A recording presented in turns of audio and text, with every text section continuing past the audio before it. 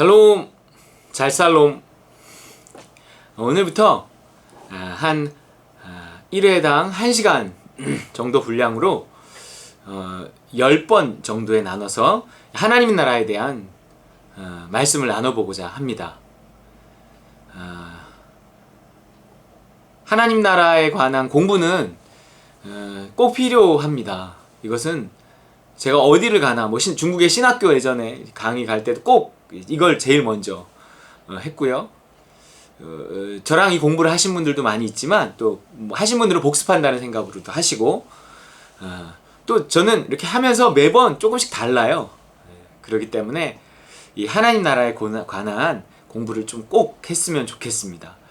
하나님 나라를 아는 것은 구원을 아는 것이고 천국을 아는 것이고 이 성경 전체의 맥을 이렇게 잡는 거예요.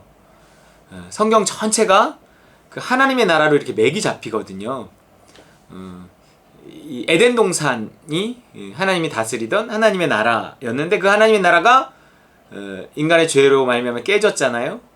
그 깨진 하나님의 나라를 이스라엘이 그 모형적으로 하나님의 나라, 하나님 통치하시는 나라를 보여줬고, 그리고 오늘 우리에게 있어서는 교회가 그 깨어진 하나님의 나라를 또 이렇게 보여주고 있습니다. 그러면서 하나님의 나라가 이렇게 회복되어져 가고 완성되어져 가는 과정인데, 최종적인 완성은 교회 안에서 또 우리 믿는 자들의 삶에서 완성이 되지만 최종적으로는 이제 저 나라에서 완성이 되겠죠. 그렇기 때문에 결국 우리의 삶도 하나님 나라의 일부로서 살아가는 것이고, 우리가 결국 추구해야 될 것도 일생에 걸쳐서 이 하나님의 나라를 추구하는 것입니다. 에덴을 떠나온 인간이 에덴으로의 이렇게 회귀를 꿈꾸는 거예요. 그 하나님 나라로, 그 에덴으로 돌아가고 싶은 마음은 하나님 나라로 돌아가고 싶은 마음이고, 하나님의 나라에 대한 사모함은 곧 천국과 영생과 행복에 대한 이 사모함입니다. 그래서 하나님의 나라를 배운다는 것은 행복에 관해서 또한 알아간다는 것이기도 하고요.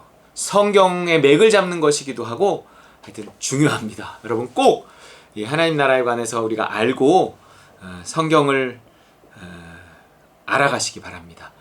이 하나님 나라를 알면 이렇게 그 성경을 우리가 알 수 있기 때문에 성경 어디를 보나 뭔가 이렇게 맥이 잡혀요. 그래서 성경을 해석하고 이해하기도 쉬워집니다.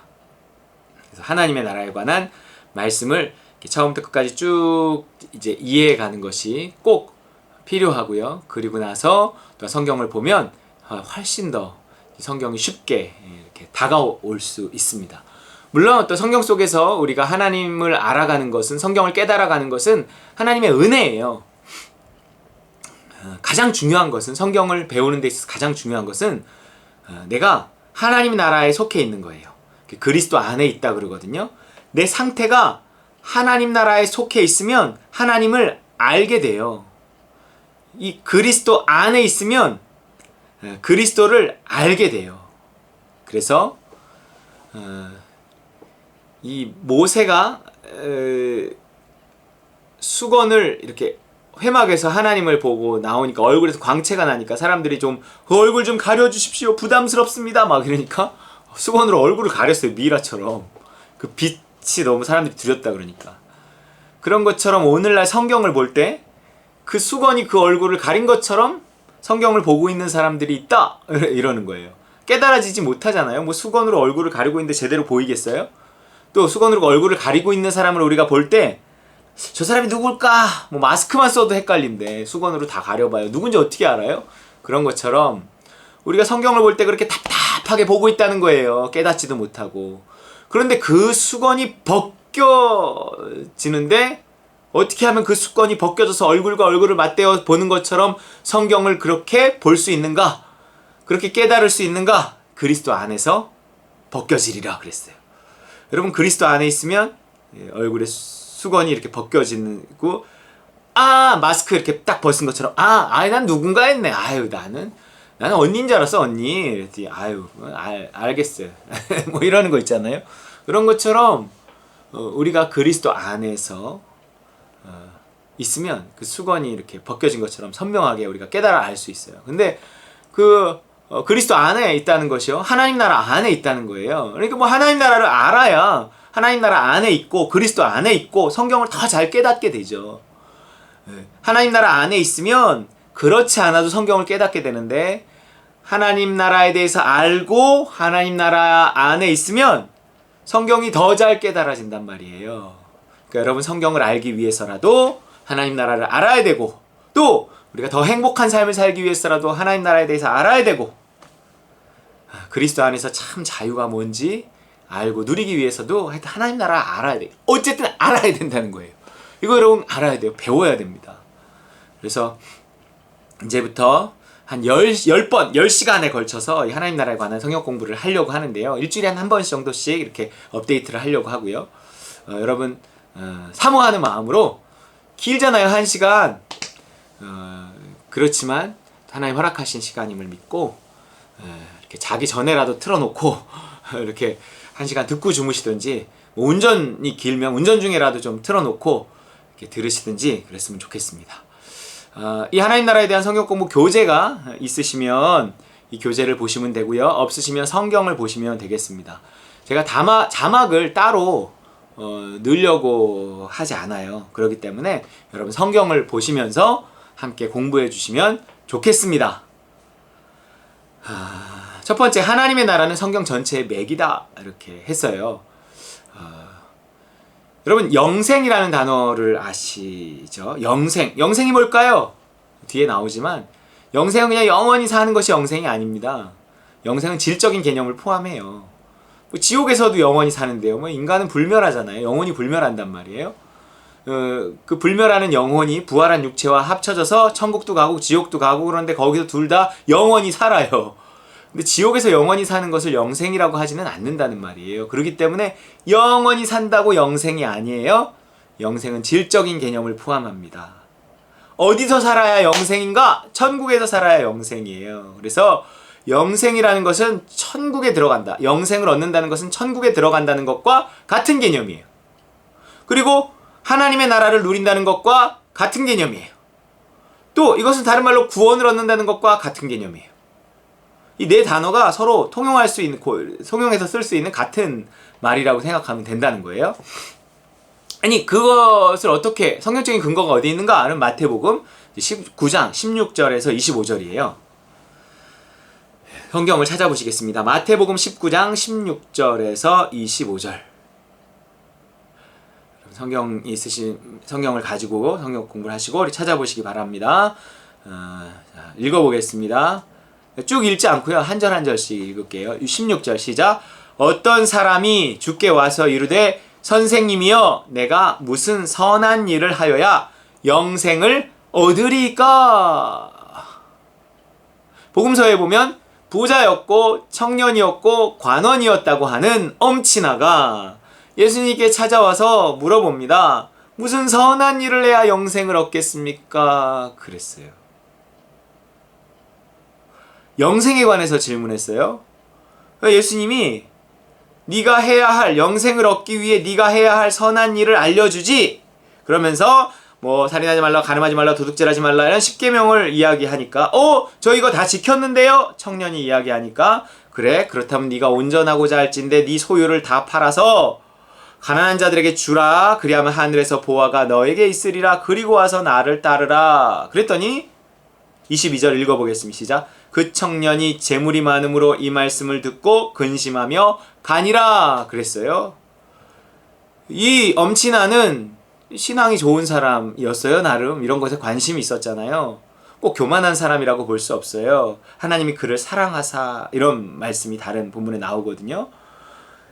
보세요. 영생에 관해서 질문했단 말이에요. 그러면 예수님은 영생에 관해서 대답하면 되는데, 23절 예수께서 제자들에게 이르시되 내가 진실로 너희에게 이르노니 부자는 천국에 들어가기가 어려우니라, 이렇게 이야기를 합니다. 천국에 관해서 이야기한단 말이에요.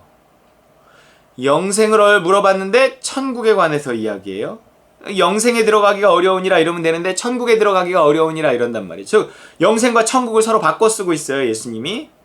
그러면서 또 이래요. 다시 너희에게 말하노니 낙타가 바늘귀로 들어가는 것이 부자가 하나님 나라에 들어가는 것보다 쉬우니라 이렇게 얘기해요. 이번에는 하나님의 나라라고 합니다. 그러니까 영생, 천국, 하나님의 나라 같은 개념인 거예요. 그랬더니 제자들이 또 웃겨요. 듣고 몹시 놀라 이르되 그렇다면 누가 구원을 얻을 수 있으리까? 이렇게 얘기한단 말이에요. 누가 영생을 얻을 수 있으리까? 누가 천국을 얻을 수 있으리까? 누가 하나님의 나라에 들어갈 수 있겠습니까? 그러지 않고요. 누가 영생을 얻을 수 있겠습니까? 그래. 제자들의 개념에도요, 예수님의 개념에도 영생, 천국, 하나님 나라, 구원이 같은 개념이었다는 거예요. 비슷한 의미로 이제 같이 쓰였기 때문에 서로 바꿔 쓰고 있습니다. 그래서 우리가 하나님의 나라에 대해서 배운다는 것은 구원에 대해서 배운다는 것이고요. 성경 전체는 그 창조, 타락, 구속, 종말이라 그러잖아요. 구속사라 그런단 말이에요. 이 구속의 역사, 구원의 역사예요.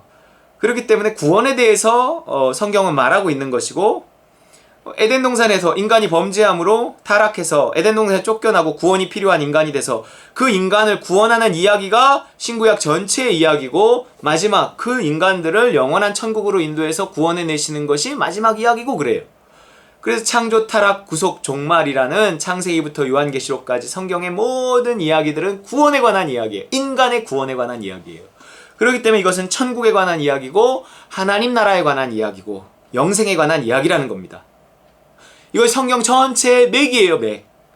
그래서 이 성경 전체의 맥을 잘 잡고 가면 성경을 잘 이해할 수 있고, 또 성경의 맥이 되는 이 하나님의 나라를 알고 추구하면 하나님 나라에 들어갈 수 있고, 그렇게 하나님 나라에 들어가면 더 성경을 잘 깨달을 수 있고 하나님을 더 잘 알 수 있고 더 자유함을 누릴 수 있고 그렇습니다. 하나님과 더 좋은 관계를 얻을 수 있고 그래요.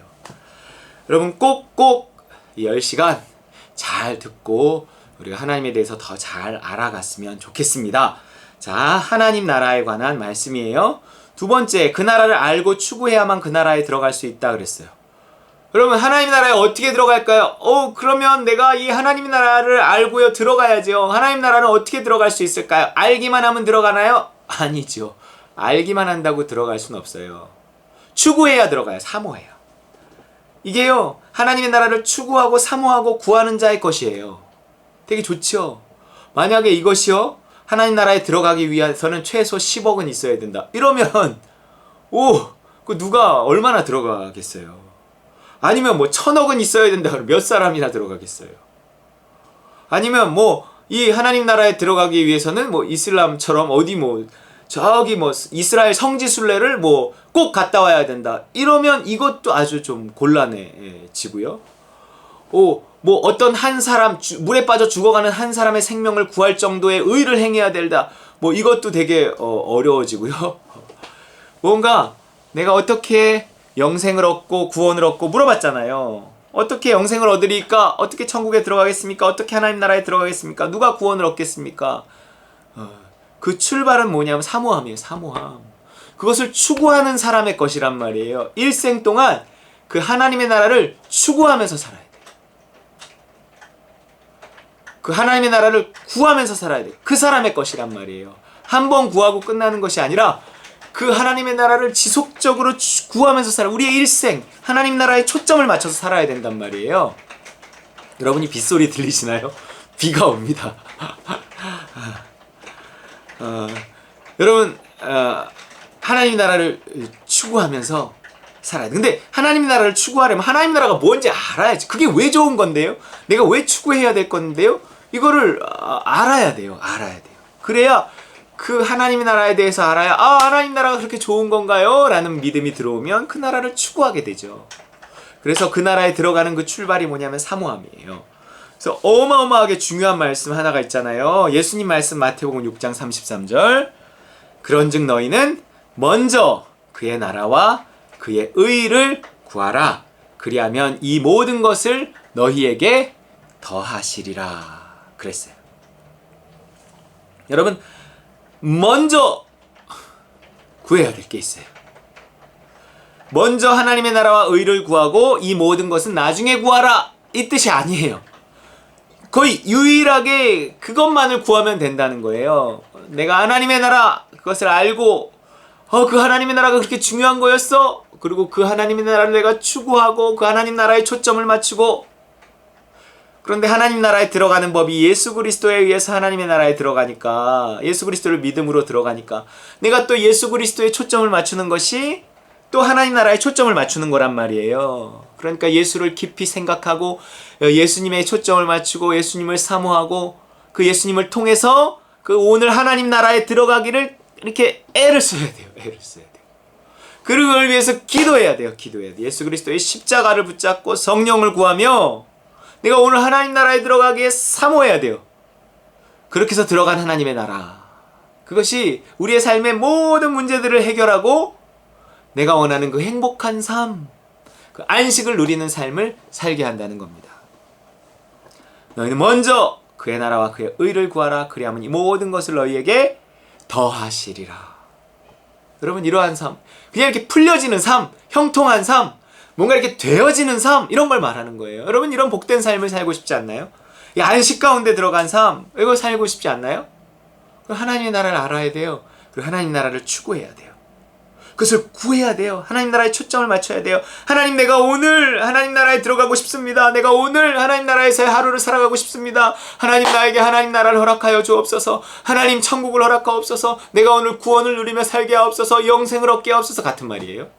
예, 이러한 사모함을 예수 그리스도에게 초점을 맞춰서 예수 그리스도의 이름으로 그 하나님 나라를 구하는 삶을 살아야 한다고요. 아침을 제발 그렇게 시작해야 된다고요.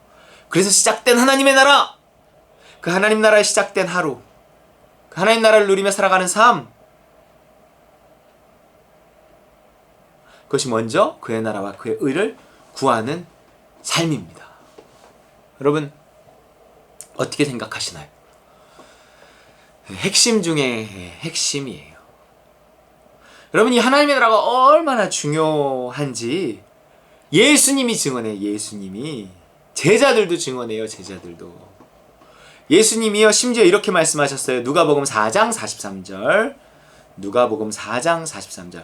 예수께서 이르시되 내가 다른 동네들에서도 하나님의 나라 복음을 전하여야 하리니 나는 이 일을 위해 보내심을 받았노라 하시고 그랬어요. 하나님의 나라 복음을, 내가 방금 말한 게 하나님 나라 복음이에요. 하나님 나라 복음을 전하여야 하리니 나는 이 일을 위해서 보내심을 받았노라. 예수님이 왜 오셨어요? 하나님의 나라 복음을 전하려고 오셨어요. 그럼 복음을 전하고 고이 가시면 되지 왜 죽으셨어요? 왜 꼭 그렇게 고난당하고 죽으셨어야만 해요? 단순히 우리가 하나님의 나라에 대해서 아는 것만으로 하나님 나라에 들어갈 수 없기 때문에 그렇습니다. 예수 그리스도의 죽음과 부활이 아니면 그 좋은 하나님의 나라 못 들어가거든요. 그 예수 그리스도께서 죄의 문제를 해결하셔서 우리로 하여금 하나님 나라에 들어가게 해주신 거예요. 그 하나님 나라를 전하러 오셨을 뿐만 아니라 그 전하신 하나님의 나라에 들어가게 하기 위해서 목숨까지도 내놓으신 거예요. 그러니까 하나님의 나라를 위해서 오셨다는 거예요. 우리에게 하나님의 나라를 주시러 오셨다는 거예요. 그런데 그것은 하나님의 나라를 아는 것부터 시작해야 돼요. 하나님의 나라가 무엇인가 알고 사모하고, 그 나라에 들어가기 위해선 죄의 문제를 해결해야 되는구나. 죄의 문제를 해결하신 이가 누군가? 예수 그리스도. 예수 그리스도에게 초점을 맞추는 것이 하나님 나라에 초점을 맞추는 것이로구나. 너희는 그 예수를 깊이 생각하라. 그런단 말이에요. 믿음의 주여 또 온전케 하시는 이인 예수를 바라보라. 그런단 말이에요. 여러분, 예수에게 초점을 맞추고 예수님을 바라보고 그리고 천국을 추구하는 삶. 그 삶이 무엇이 중요한디? 이게 중요해요, 여러분. 이게 중요해요. 이게 복음이에요. 나머지는 이 안에서 다 풀려가요. 하나님을 아는 지식도 이 안에 있어요. 참 자유와 기쁨도 이 안에 있고, 경건도 이 안에 있고, 거룩도 이 안에 있고요. 하나님을 기쁘시게 하는 삶, 하나님의 능력을 힘입는 삶도 이 안에 있고요. 하나님께 쓰임받는 삶도 이 안에 있고요. 그 하나님의 나라를 전하는 그 능력도 이 안에, 그 아브라함의 복도 이 안에 있습니다. 나는 이 일을 위해 보내심을 받았다. 누가 얘기해? 예수님이. 바울도 그래. 바울 예수님과 다른 얘기 하겠어요? 바울이 뭐라 그래요? 사도행전 19장 8절. 바울이 회당에 들어가 석 달 동안 담대히 하나님 나라에 관하여 강론하며 권면하되 그랬어요. 결국 바울도요, 하나님의 나라 이야기하는 거예요. 겹쳐진 세계 이야기하는 거란 말이에요. 겹쳐진 세계 이야기하려고 예수님 오신 거예요. 겹쳐진 세계 만들려고 예수님 오신 거예요. 그 만들어 놓으신 겹쳐진 세계를 전하는 것이 바울의 사명이고 제자들의 사명이고 저의 사명이고 우리의 사명이에요. 그러면 그 겹쳐진 세계가 뭔지 알아야죠. 그 겹쳐진 세계에서 내가 하나님 나라에 속해서 오늘을 살아가야죠. 그 복음을 알고 복음을 누리고 복음을 전해야죠. 따라해 볼까요? 복음을 알고 복음을 누리고 복음을 전하자. 할렐루야. 바울이 회당에 들어가 석 달 동안 담대히 하나님 나라에 관하여 딴 거 안 전했어요. 하나님의 나라. 와, 뭐 그리스도 이렇게 표현해요? 당연하잖아요. 그리스도를 통해 하나님 나라에 들어가니까 하나님의 나라와 그리스도 좀 구분해 놓은 거죠. 보세요. 바울이 사도행전 28장 30절에 31절이에요. 바울이 온 이태를 자기 셋집에 머물면서 자기에게 오는 사람을 다 영접하고 하나님의 나라를 전파하며 주 예수 그리스도에 관한 모든 것을 담대하게 거침없이 가르치더라 그랬어요. 바울의 마지막, 우리가 알고 있는 바울의 마지막 모습이죠.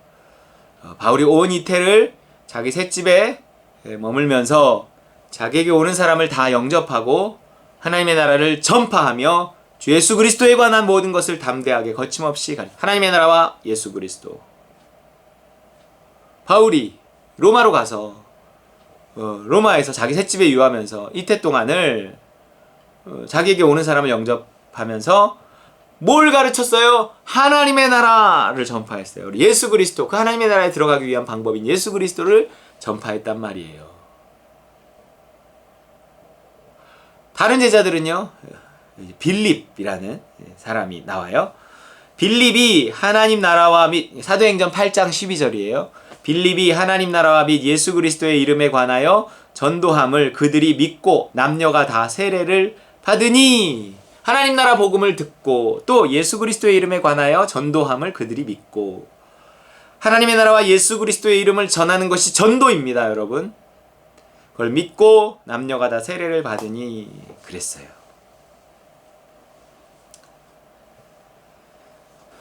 하나님의 나라 그리고 예수 그리스도, 우리가 집중해야 되고 우리가 알아야 할 것입니다. 그래서 하나님의 나라가 얼마나 중요한가. 그것은 예수님이 그것을 전파하셨고 바울이 그것을 전했고 빌립이 그것을 전했을 것이고 다른 제자들이 그런 것들을 전했을 것이고, 이 일곱 집사라고 하는 일곱 전도자라고도 하고 이 사람들이 지금 전하고 있고 전했을 것이고 그렇습니다. 결국 우리가 전해야 될 것도 뭐예요? 하나님의 나라와 예수 그리스도의 복음이에요. 알아야 전하죠. 알아야 전합니다. 누려야 전해요? 알기만 해서 안 돼요. 알고 누리고 전하자 하는 거예요. 예수님은 구원자이기에 그가 하나님의 나라를 전하는 것과 그를 따르는 자들이 그 나라를 전하는 것은 당연한 일이었다. 예수님은 구원을 위해 오셨단 말이에요. 그러니까 하나님 나라를 전해야죠. 하나님의 나라가 구원에 관한 소식이잖아요. 자, 다음 하나님의 나라의 정의. 하나님의 나라의 정의가 무엇인가? 하나님의 나라는 무엇인가? 여러분, 하나님의 나라는요, 뭐라고 생각하세요? 천국인데 구원이 뭐라고 생각하세요? 이 구원이 뭐라고 생각하느냐에 따라서 그 구원을 추구한단 말이에요. 천국이 뭐라고 생각하느냐에 따라 천국을 추구해요. 여러분, 천국을요 그냥 화려함만으로 생각해 보세요. 부자, 화려함. 그러니까 뭔가 부를 추구하는 사람이 천국에 관한 소식을 들으면, 이야, 여기서 누리지 못한 부. 내가 여기서는 비록 가난하게 살았지만 그 천국이 그렇게 화려하다면 내가 천국에 가서라도 내가 그 화려함을 누리며 살리라, 이렇게 소망할지 모르겠어요. 근데 성경이 말하는 하나님의 나라가 무엇인가를 아는 것은 중요해요. 정말 그 하나님의 나라가 환경, 좋은 환경이 핵심이라면 그 좋은 환경인 하나님의 나라, 천국에 들어간다는 것은 그 좋은 환경에 들어가는 것이고, 그것은 오늘날 우리가 돈을 통해서 추구하는 어떤 행복, 천국과 크게 다르지 바 없는 거죠. 여기서도 그런 천국에서 사는 사람들이 있거든요. 그렇기 때문에 천국을 환경으로 또 보잖아요. 그러면 이 땅에서 그 천국을 맛본다라는 것이 축복받는다, 하나님께 받는 복이라는 것이 그 천국을 이 땅에서 맛보는 것이기 때문에 돈이라고 자꾸 생각한단 말이에요. 돈이 아닌 것은 또 뭐 딱 아니다 이럴 수는 없지만, 그렇다고 하나님의 나라가 돈으로 만들어진 곳이다, 그래서 하나님의 나라를 이곳에 맛보는 것, 구원을 맛보는 것은 결국 돈을 맛보는 것이다. 그래서 우리가 예수님께 구해야 될 것, 예수님의 이름으로 하나님께 구해야 될 것은 돈이다, 또 이렇게 가버리면 곤란합니다. 그래서 하나님의 나라를 무엇이라 정의할 것인가, 하나님의 나라를 무엇이라고 볼 것인가 하는 것이 굉장히 중요한 거예요. 첫 번째, 하나님의 나라는 환경. 그럼에도 불구하고 하나님의 나라는 어떤 이 환경, 좋은 환경으로 묘사하고 있는 것만은 분명합니다. 그런데 감춰져 있던 그 복음을 봐야지 드러난 복음만 보면 안 돼요. 감춰져 있던 말씀을 봐야지 드러난 말씀만 보면 안 돼요. 여러분, 드러난 말씀에서 하나님의 나라는 환경이 가장 직접적으로 드러나 있습니다. 뭔가 우리가 대부분 이 땅에서 부를 추구하고 환경을 추구하고 이러거든요. 그런 사람들에게 우리가 복음을 전해야 될 때 천국을 어떤 곳으로 말해야 하는가? 그렇게 화려한 곳으로 말해야죠.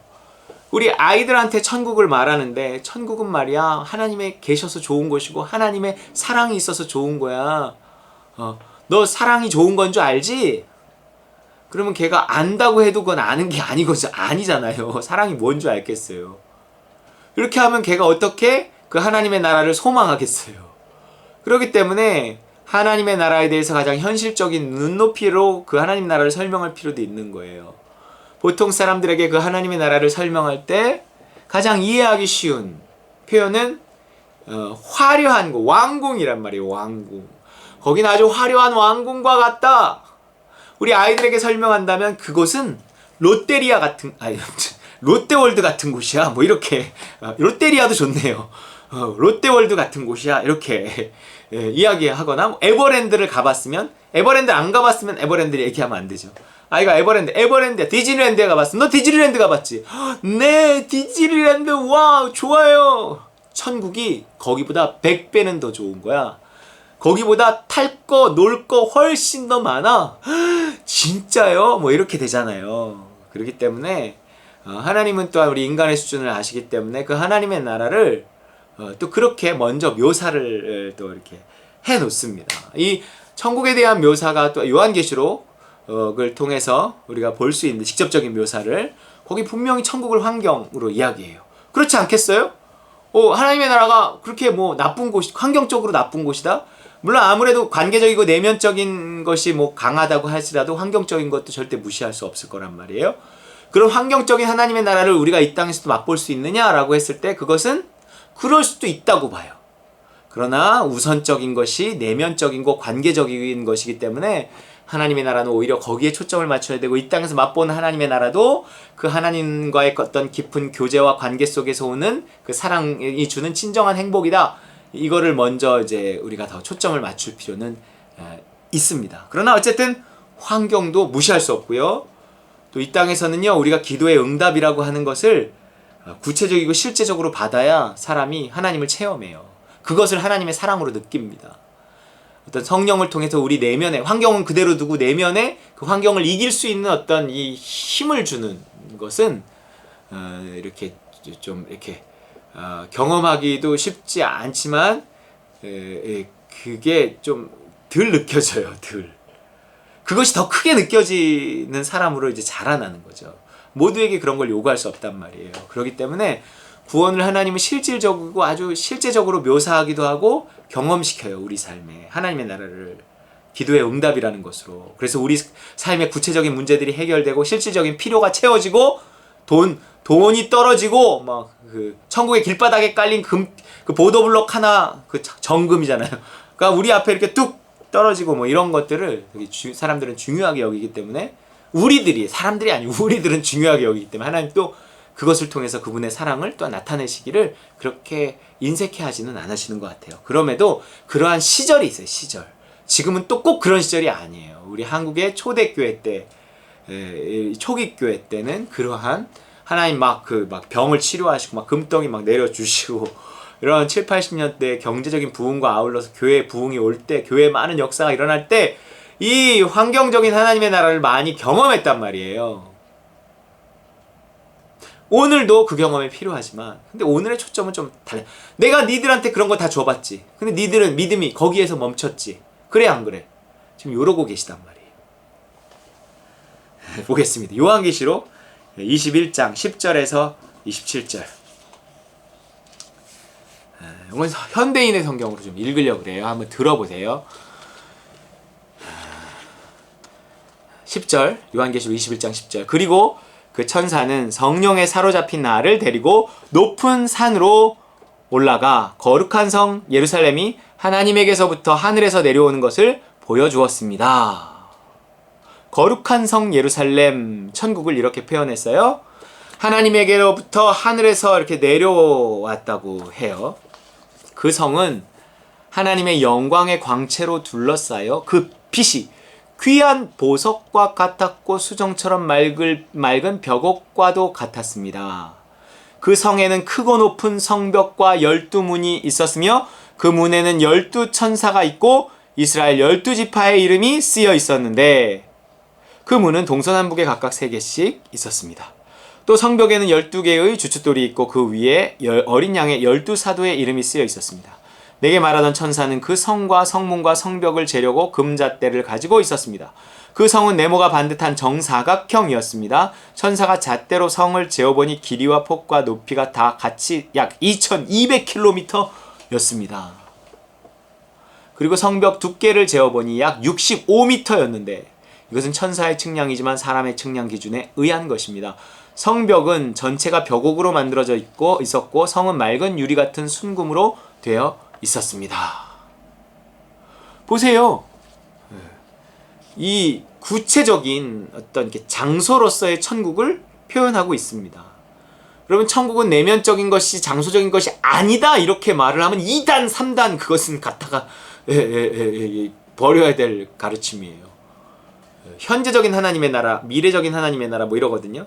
현재적인 하나님의 나라, 현재 우리가 누리고 있는 하나님의 나라가 있지만 미래적인 하나님의 나라, 우리가 결국 들어가게 되는 어떤 구체적인 장소, 실제적인 장소로서의 하나님의 나라도 있단 말이에요. 우리가 무슨 윤회를 해요? 아니라고요.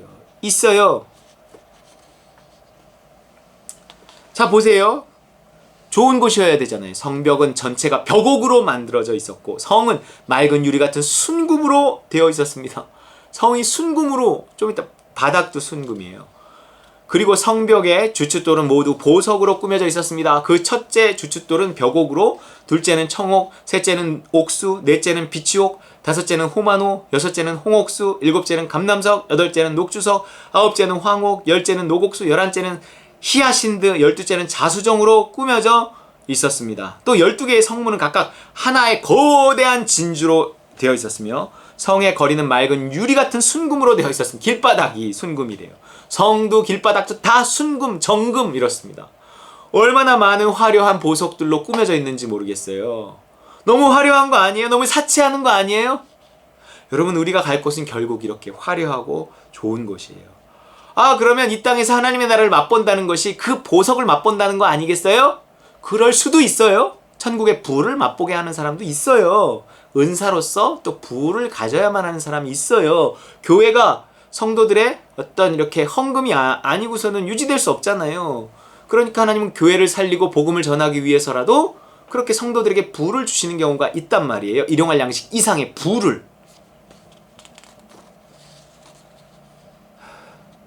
22절. 나는 성 안에서 성전을 보지 못했습니다. 아시죠? 성이 있고 성전이 있는 거 아시죠? 성전은 이제 법궤가 있는, 이제 하나님의 임재가 있는 그곳이 성전이에요. 이것은 전능하신 주 하나님과 어린 양이 그 성의 성전이 되기 때문입니다. 그랬어요. 성전은 하나님의 임재가 있는 곳인데 거기 그냥 하나님이 계시고 예수님이 계신데 뭐 성전이 필요하겠어요. 그분이 성이고 그분이 성전인데. 또 그 성에는 하나님의 영광의 광채가 비치고 어린 양이 그 성의 등불이 되시기 때문에 해와 달이 필요 없습니다. 세상의 모든 민족이 그 빛 가운데로 다닐 것이며 땅의 왕들이 영광스러운 모습 그대로 이 성에 들어올 것입니다. 그 성에는 밤이 없으므로 온종일 성문이 닫히는 일이 없을 것입니다. 그리고 모든 나라 사람들이 그들의 영광과 존귀를 가지고 그리로 들어올 것입니다. 그러나 더러운 것과 역겨운 짓을 하는 사람과 거짓말장이는 그 성에 들어가지 못하고 오직 어린 양의 생명책에 이름이 기록된 사람들만 들어갈 것입니다. 아시겠죠? 어린 양의 생명책에 이름이 기록된 사람들은 저 거룩한 성 새 예루살렘에 들어가는 거예요. 여러분 들어가고 싶지 않으십니까? 들어가셔야죠. 우리 다 같이 들어가야죠. 들어가야 합니다. 너무 좋은 곳이에요. 우리가 이 땅에서 비록 초라하게 살았을지 모르지만, 환경적으로는 가난하게 살았을지 모르지만, 결과적으로는 이 천국의 부가 우리의 것이 될 수 있습니다. 우리의 것이 되어야 됩니다. 됩니다. 그러니까 이 땅은 잠깐이잖아요. 저 영원한 부가 우리에서 있는데 굳이 그 땅의 부를 가져다가 이 땅에서도 내가 부유하게 살고 저 땅에서도 부유하게 살리라, 이렇게 너무 그러지는 말라는 거예요. 하나님이 뭐 허락하셔서 그렇게 하거나 은사적인 차원에서 그렇게 하면 몰라도 너무 그것을 추구하는 삶이 되면 그렇잖아요. 아니 영원한 그 부유함이 우리에게, 영원한 부유함이 우리에게 있는데 그것을 굳이 이 땅에서 너무 거기에만 추구해서 더 진짜 중요한, 이 땅에서 하나님께서 먼저 우리에게 주고 싶어하는 내면적인 하나님의 나라, 하나님과의 그 관계로서의 천국, 그리고 그 안에서의 어떤 훈련, 이런 것들이 이렇게 소홀히 되면 절대 이도 저도 안 되는 상황이 되어져 버립니다. 자, 이처럼 요한계시록은 하나님의 나라를 이렇게 장소로서 묘사했습니다. 그런데 이거 잘 보세요. 요한계시록 21장 이게 10절부터의 말씀이거든요. 그런데 이 천국에 대한 이야기가 1절부터 나와요. 그러면 1절부터 9절 사이에 나온 그 하나님의 나라는 어떤 모습인가 한번 보세요. 먼저 나온 거예요. 먼저 요한계시록 21장 1절에서 9절. 또 나는 새 하늘과 새 땅을 보았습니다. 전에 있던 하늘과 땅은 사라지고 바다도 없어졌습니다. 나는 거룩한 성 새 예루살렘이 하나님에게서부터 하늘에서 내려오는 것을 보았는데 마치 신부가 신랑을 위해 단장한 것 같았습니다. 그만큼 아름다웠다는 거죠. 그때 나는 보좌에서 큰 소리로 이렇게 말하는 것을 들었습니다. 이제 하나님의 집이 사람들과 함께 있다. 하나님 나라의 핵심을 말하는 거예요. 하나님이 함께 있다. 하나님의 집이 사람들과 함께 있는 거예요. 함께. 하나님께서 사람들과 함께 계시고 하나님의 집도 하나님도 함께 with God. 이게 하나님의 나라입니다. 그들은 하나님의 백성이 될 것이다. 하나님이 몸소 그들과 함께 계셔서, 뭐 이렇게 함께라는 말을 3번이나 지금 이렇게 반복하고 있으면서 하나님의 나라의 핵심, 본질을 말하고 있는 거예요. 하나님의 나라는 장소적인 개념보다는 하나님이 함께 계시는 곳이에요. 함께 계시는 곳. 천국이 왜 천국인가? 아름답고 화려해서 천국이 아니라 거기에 누구보다도 더 화려하고 누구보다도 더 아름다운 그 하나님이 계시기 때문에 그곳이 천국이 되는 것입니다. 그 하나님이 계신 곳이 천국이에요. 천국. 그 하나님이 계신 곳에 그 하나님과 함께 있는 것이 영생이고 구원입니다. 4절, 그들의 눈에서 모든 눈물을 씻어주실 것이니 다시는 죽음도 없고 슬픔도 없고 우는 것도 아픔도 없을 것이다. 아버지가 자식의 눈에서 눈물을 닦아주시는 것처럼 눈물을 씻어주시는 거예요. 죽음도 슬픔도 우는 것도 아픔도 없어진다는 거예요. 왜냐하면 하나님이 그곳에 함께 있기 때문에 그렇습니다. 만약에 좋은 환경만이 사람에게 행복을 주는 것이라면 이 땅에서도 좋은 환경에 사는 사람은 참 많단 말이에요. 그럼에도 불구하고 그들이 행복하다고 말할 수는 없어요. 왜냐하면 사랑이 없기 때문에 그렇습니다. 충만한 사랑이 있으면 이렇게 환경에 많이 지배받지 않아요. 그렇다고 사랑만 있고 또 환경이 없으면 사랑이 방해받아요. 그 완벽함을 갖춘 곳이 천국입니다. 완벽한 환경과 완벽한 사랑이 있는 곳, 그것이 천국이라는 이야기예요.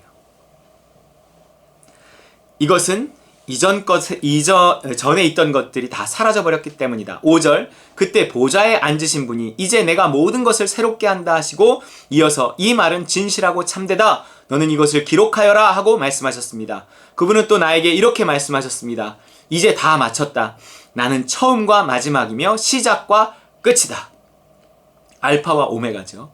내가 목마른 사람에게 생명의 샘물을 값없이 주겠다. 신앙의 승리자는, 이긴 자는 이 모든 것을 받게 될 것이며 나는 그의 하나님이 되고 그는 내 아들이 될 것이다. 하나님의 아들이 되는 그것이 하나님의 나라입니다. 여러분, 이 하나님과 함께 사는데 하나님의 아들로서 하나님과 함께 사는 삶이 천국이에요. 그 천국이 이미 시작됐다는 얘기를 하는 겁니다. 예수 그리스도를 믿음으로 말미암아 예수 그리스도의 초림으로 말미암아 하나님의 나라가 시작됐어요. 예수님의 재림으로 말미암아 세상 나라가 끝나고 하나님의 나라가 완성되겠지만 어쨌든 지금 우리는 하나님의 나라와 세상 나라가 겹쳐진 세계 속에서 예수 그리스도께서 이루어 놓으신 그 하나님의 나라를 오늘 누리며 살 수 있다는 거예요. 그 하나님의 나라의 의미는 뭐예요? 하나님과 함께예요. 하나님과 함께. 죄로 말미암아 하나님을 떠났던 그 인간이 이제 예수 그리스도의 십자가의 보혈로 죄 사함 받고 죄의 문제를 해결하고 하나님과 함께 살아가는 삶, 그것이 천국의 삶입니다.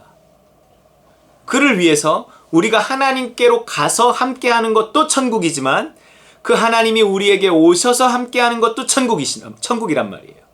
그 우리에게 오신 하나님이 누구예요? 성령이에요. 성령. 그래서 십자가와 성령의 복음입니다. 예수 그리스도의 십자가 사건으로 말미암아 우리가 죄 사함 받고 성령을 선물로 받아 하나님과 함께하는 그 천국을 누리며 사는 거예요. 그게 이미 시작된 하나님의 나라라는 거예요. 예수 그리스도로 말미암아 이미 시작된 하나님의 나라, 그 나라를 우리가 누리며 살 수 있는 거예요. 당연히 우리는 환경이 천국이 되지 않으면 천국이 아니라고 하지만 환경적인 천국은 예수 그리스도의 재림을 통해서 우리가 그 천국에 들어감으로 말미암아 완성되는 것이지, 그 내면적인 천국, 하나님과의 관계를 회복하는 그 천국은 이미 시작된 천국입니다.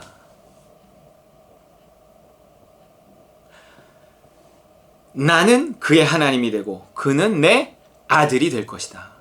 핵심 중에 핵심이에요. 하나님 나라의 핵심이에요. 먼저 하나님의 나라가 무엇인지 하나님과 함께하는 것이다. 하나님이 아버지가 되고 내가 그 아들이 되는 것이다. 그 하나님과의 관계의 회복이다. 하나님과 함께 사는 삶, 그것이 새하늘과 새 땅의 삶이고 그것이 천국이고 영생이고 구원이고 하나님의 나라다. 이거를 먼저 보여주고 있는 것입니다. 그리고 완성된 하나님의 나라, 그 환경적인 천국을 이제 10절부터 이야기하고 있는 거예요.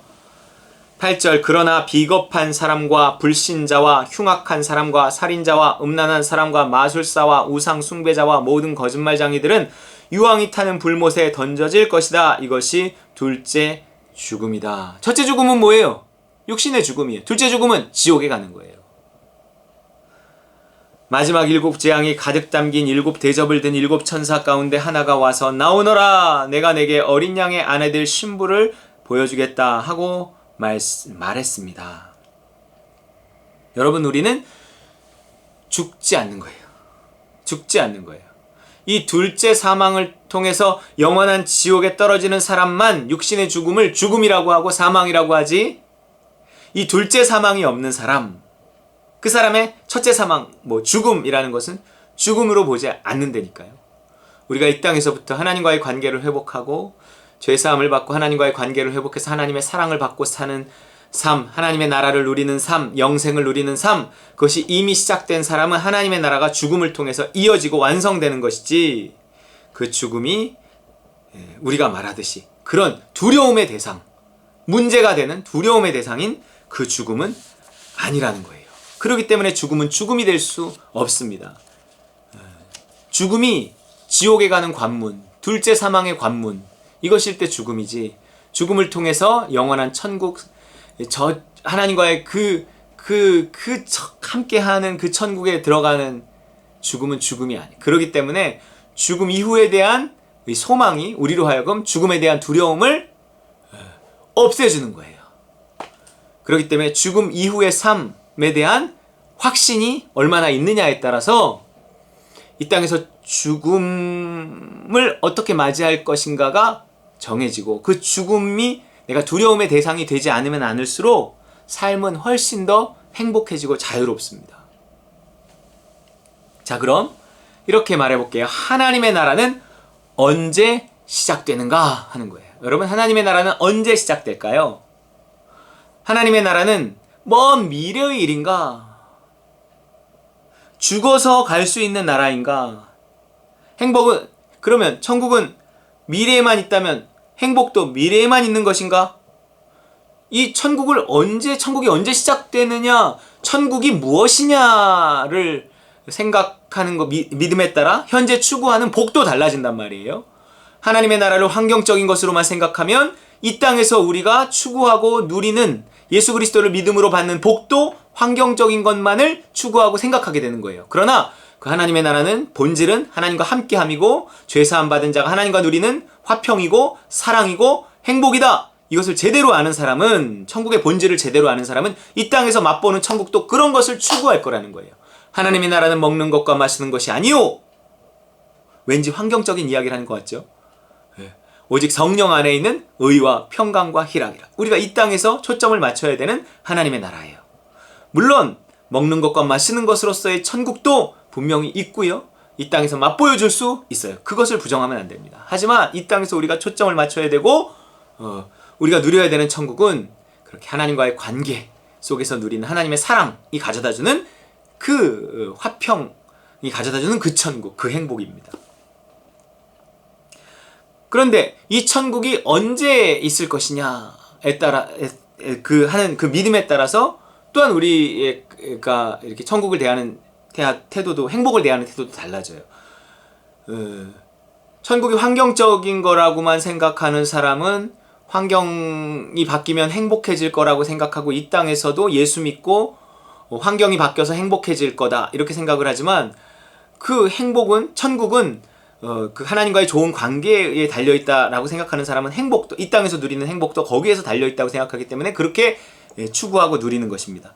그리고 천국이 저 미래적인 천국, 죽음 이후에만 온다고 생각하는 사람은 그 행복도 미래에만 있다고 생각하기 때문에 현재의 행복을 추구하지 않아요.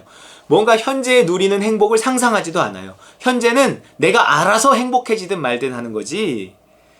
아니, 천국이 아직 시작이 안 됐는데 내가 어떻게 이 땅에서 행복을 누릴 수 있다고 생각을 해요? 그렇기 때문에 천국이 언제 시작되는가 하는 그 가치관, 그 믿음도 굉장히 중요한 겁니다. 하나님의 나라가 이미 시작됐다고 생각하는 사람과 죽음 이후에 시작된다고 생각하는 사람이 행복을 추구하는 시점이 달라요. 죽음 이후에만 행복이 있다고 생각하면 여기서는 행복을 추구해도 내가 알아서 추구해야 하는 행복이에요. 그리고 행복에 그렇게 큰 소망을 두지 않습니다.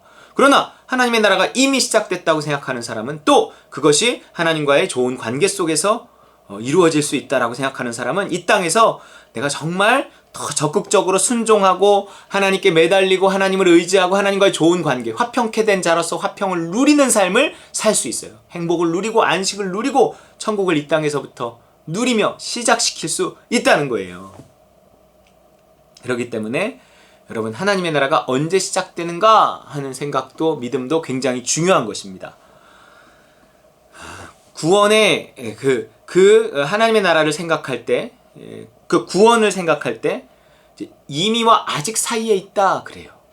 그럼 하나님의 나라는 이미 시작된 것인가? 맞아요. 아직 시작된 것이 아닌가? 그 말도 맞아요. 그래서 그 말은 뭐냐면 구원이란 이미 받은 것인가? 그 말도 맞고 받아야 하는가? 그 말도 맞다는 거예요. 하나님의 나라는 이미 시작됐는가? 그렇다. 천국은 이미 시작됐다. 그러나 아직 시작된 것이 아니다. 뭔가 구원을 이미와 아직 사이에 있다 그래요. 아니, 그냥 하나님의 나라가 이미 시작됐다고 보면 되잖아요. 그냥. 아니면 하나님의 나라가 아직 시작되지 않았다고 보면 되잖아요. 왜 이미와 아직 사이에 있다고 하는 거죠? 이게 하나님의 나라가 겹쳐 있기 때문에, 세상 나라와 겹쳐 있기 때문에 그렇게 될 수밖에 없습니다. 이 하나님의 나라와 세상 나라가 이렇게 겹쳐져 있는 이 시대에 우리가 논리적으로 이것을 풀 수 있는 방법이 없어요. 그냥 세상 나라면 그냥 시간에 의해서 이미다, 아직이다 이것을 말하면 되지만 하나님의 나라잖아요. 하나님의 나라는 시간을 초월한 나라이기 때문에 그거는 이미다, 아직이다 뭔가 이렇게 말할 수 없는 나라입니다.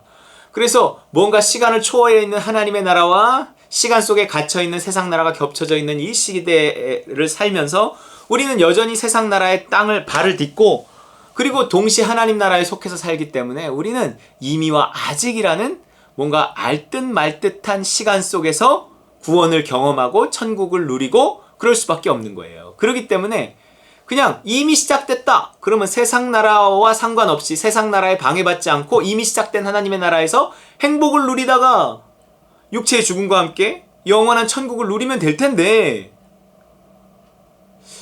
별로 이미 시작됐다고 하는데 예수 믿는다고 하는데 우리가 누리는 천국이 그렇게 천국 같지 않은 경우가 많아요. 여전히 예수 믿는 사람도 고난이 있고 핍박이 있고 여러 가지 그냥 힘든 게 있고 막 이렇단 말이에요. 그것을 넘어설 수 있는 힘이 있다고 하는데 힘이 없는 것 같고 뭔가 아직인 것 같다는 거죠. 아직. 그러면서도 때로 하나님의 은혜를 받으면 이미인 것 같고 그러니까 결국 이미와 아직 사이에 우리가 있는 것입니다. 그래서 자꾸 그런 거예요. 이 세상 나라가 하나님의 나라를 방해하거든요. 그러니까 세상 나라에 있는 듯 하다가 또 밑에서 누가 끌어 당기면 세상 나라를 털썩 떨어졌다가 그럼 아직인가 보다 뭐 이러다가 또 조금 은혜 받고 회복하면 우리가 하나님 나라에 속해서 이미인가 보다 뭐 이런단 말이야. 이미 하나님의 나라가 시작됐나 보다. 역시 천국이 이러한 삶이 천국이지. 하나님 감사합니다. 뭐 그랬다가 또 뚝 떨어지면요. 여전히 아직이지. 빨리 천국에 들어가야 될 텐데 이 땅의 삶은 언제 끝날 것인가. 지긋지긋하다. 그래서 빨리 죽고 싶은 마음이 천국 가고 싶은 마음이고 막 이렇습니다. 그 둘 사이에서 우리가 이제 끼어 있는 거죠.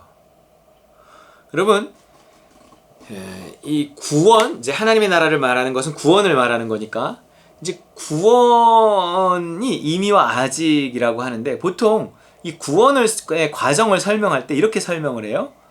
이제 중생, 성화, 영화 이렇게 이야기합니다. 그리고 이거를 구원의 순서라고 해요. 이렇게 중생, 사람이 예수 그리스도를 믿고 신분적으로 거듭나고 그 다음에 성화, 그리고 변화되고 그리고 지금 저희 사이렌 소리가 들리나요? 어느 날 갑자기 앰뷸런스 탈 일이 생겨서 죽으면 영화, 영원로운 천국에 이제 들어간다. 뭐 이렇게 시간 구원을 순서적으로 하고 시간 순에 배열해 놨어요. 이것은 뭐 세상 나라의 관점에서 구원을 시간 순서대로 배열해 놓고 그 구원을 어떻게 경험할 것인가 이거를 말한 거예요. 하지만 이 하나님의 나라에 속해 있는 사람에게 있어서 구원은요 이렇게 시간 순서대로 되지 않습니다. 시간을 넘어선 하나님의 나라에서는요 과거와 현재와 미래가 없거든요. 그래서 지금은 중생, 그 다음에 성화, 그 다음에 영화 그렇게 해서 구원받는 것이다 이렇게 말할 수가 없단 말이에요. 보통은 중생은 예수 그리스도를 믿고 세례받는 순간 이미라고 말해요. 이미 구원을 받았다. 이미 중생을 얻었다. 성화는 이것은 진행 중에 있다 이렇게 말합니다. 그리고 영화 이것은 미래에 있는 죽음을 통해서 이루어질 일이에요. 영화로운 육신이 영화롭게 이제 변화돼서 영화로운 저 천국에 이제 들어가는 거죠. 이렇게 구원을 이렇게 시간 순서로 중생, 성화, 영화 이렇게 배열한 것이 일반적인 교리예요. 보통 이렇게 뭐 일반 교회에서 말하는 그런 교리예요. 그러나 이것은 이미와 아직 사이에 있는 구원을 설명할 수 없습니다. 뭐 중생은 이미, 뭐 성화는 약간 이미와 아직 사이, 뭐 영화는 아직 이렇게 할 수 없는 이 중생, 성화, 영화가 모두 합쳐져서 구원이고요. 이것은 이미와 아직 사이에서 다 이미 이루어진 일이기도 하고 아직 안 이루어진 일이기도 하고 그렇다는 거예요. 여기서부터 좀 어려워지죠? 뭐 이거는 어려워진다고 해서 뭐 내가 쉽게 설명한다고 해서 이해할 수 있는 것은 아니고요.